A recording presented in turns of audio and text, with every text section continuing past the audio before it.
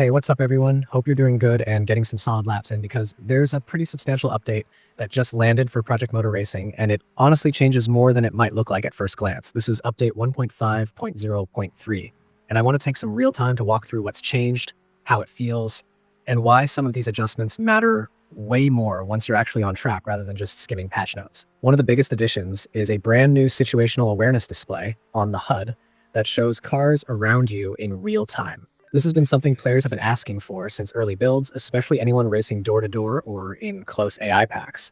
Instead of guessing where that car is when you hear engine noise on your left or right, you now get clear visual feedback showing who's alongside you, who's overlapping your rear quarter, and when it's actually safe to move across the track. It's fully adjustable in the HUD editor too, so you can tuck it away neatly if you're going for immersion, or bring it closer to your center view if you're racing hard and fast. Once you get used to it, it genuinely reduces accidental contact and makes wheel-to-wheel racing feel a lot more confident and deliberate. AI behavior has also received a noticeable round of refinement. The developers have clearly focused on how computer drivers behave when they're close to the player, and that's where a lot of frustration used to come from. You'd sometimes see overly aggressive lunges, awkward braking behavior, or moments where AI would suddenly back out of a corner in ways that didn't feel natural. Now, they're much better at holding their line, defending realistically, and reacting to your position without panicking. They're still competitive, but they feel less robotic and more predictable, which ironically makes them harder to race because you can actually trust what they're going to do. There are also new tuning options under the hood that let the game adjust opponent behavior more precisely, meaning difficulty scaling feels smoother instead of jumping between too easy and why did I just get wiped out? Another area that got some serious attention is the penalty and track limit system. Previously, penalties could feel inconsistent or delayed, especially when cutting curbs or running wide while battling another car. The detection logic has now been reworked, so off-track excursions and gained advantages are identified more accurately and communicated more clearly. If you exceed limits, you'll know it quickly, and if you're forced wide by another driver, the system is better at recognizing that context instead of punishing you unfairly. This makes competitive racing feel more trustworthy, especially in longer races where one incorrect warning could previously ruin an entire stint.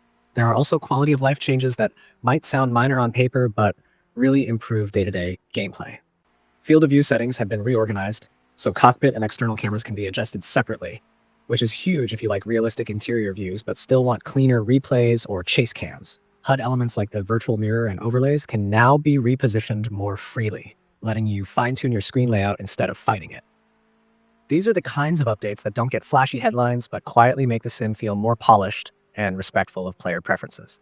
On the physics side, tire behavior has seen subtle tweaks, particularly for GT-class cars. The changes focus on consistency over long runs, improving how grip falls off as temperatures rise and how the car responds when you're right on the edge. It's not a dramatic overhaul, but if you do endurance races or longer stints, you'll notice the car feels more progressive and less unpredictable as the tires wear.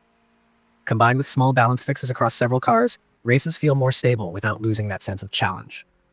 Track layouts and boundaries have also been cleaned up in multiple locations. Some pit lane entries and exits have been adjusted, collision zones refined, and invisible limits corrected so you're not randomly penalized or unsettled where it doesn't make sense. These fixes help eliminate those "wait, why did that happen" moments that break immersion and confidence during a race. Performance and stability improvements round out the update, addressing random stutters, rare crashes, and a handful of visual and audio glitches. The game overall feels smoother and more reliable, especially during busy race starts and heavy traffic situations where a lot is happening at once. When you step back and look at everything together, this update isn't about reinventing the sim, but about tightening it. Racing feels fairer, closer, and more readable. The AI feels smarter without being frustrating, penalties feel more justified, and awareness during battles is massively improved. It's the kind of patch that makes you realize how many small things add up to a better racing experience. And once you've raced with these changes, it's hard to imagine going back to how it was before.